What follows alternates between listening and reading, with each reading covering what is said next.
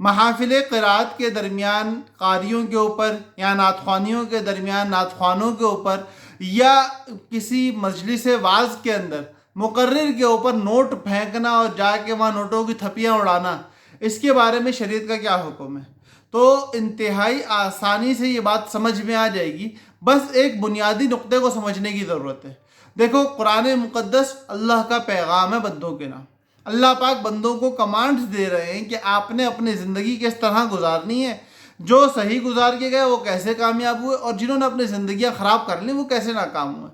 دوسری طرف وہ کمانڈز لانے والے جناب نبی کریم صلی اللہ علیہ وسلم کی شان بیان کی جا رہی ہوتی ہے، اور تیسری طرف ان تمام تر کمانڈز کو، ان تمام تر احکامات کو بندوں کی سمجھ میں آنے والی زبان میں بندوں کے سامنے بیان کیا جا رہا ہوتا ہے، کسی واعظ اور مقرر کی زبان سے۔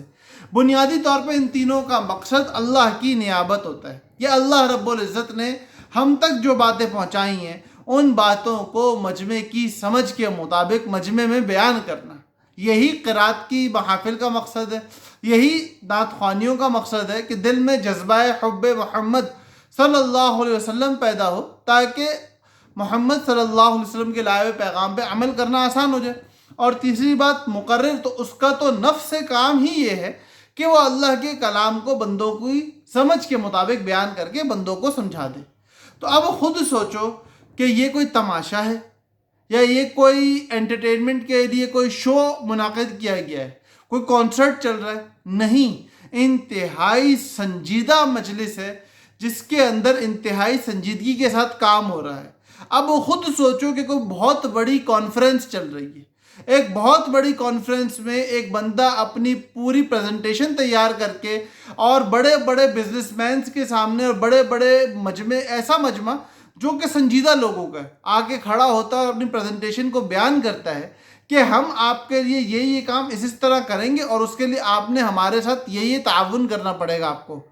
تو یہ ساری بات کے درمیان اگر بیچ میں کوئی کہے واہ ہوا کیا بات اور جا کے نوٹ اڑانے لگ جائے، تو اس پریزنٹیشن اس کانفرنس کے مزاج کے مطابق ہے یا مخالف ہے؟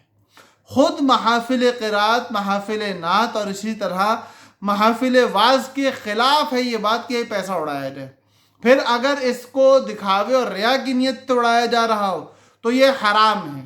اگر اس نیت سے اڑایا جا رہا ہو کہ جو پڑھنے آیا ہے اس کو اجرت میں دینا ہے، تو اس کے نفس سے پڑھنے کی اجرت، یہ اس کے بارے میں شریعت کے کیا احکامات ہیں، جا کے مفتی صاحب سے پوچھو، بہت ہی سخت حکم ہے اس کے بارے میں بھی۔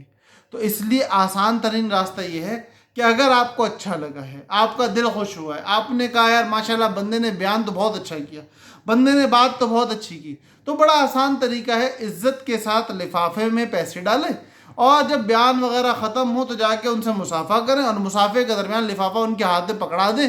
کوشش کریں تیسرے کو کسی کو پتہ بھی نہ چلے کہ آپ نے لفافہ دیے۔ تو اس میں تو اخلاص بھی باقی رہے گا، اس میں ان کی ذاتی غیرت بھی باقی رہے گی، ان کی عزت نفس بھی مجروح نہیں ہوگی۔ لیکن جو طریقہ ہمارے یہاں اپنایا جاتا ہے وہ اگلے، یار یہ اصل میں طریقہ ہے ان لوگوں کا جو ناچ گا کے پیسہ کما رہے ہوتے ہیں۔ ناچنے کی ایسی جگہیں جہاں فاحشہ قسم کی عورتیں ناچ رہی ہوتی ہیں، وہاں اس طرح نوٹ اڑایا جاتا ہے۔ تو ایک فاحشہ عورت کو پیسے دینے کے طریقے میں اور ایک قاری کو پیسے دینے کے طریقے میں کچھ تو فرق رکھو۔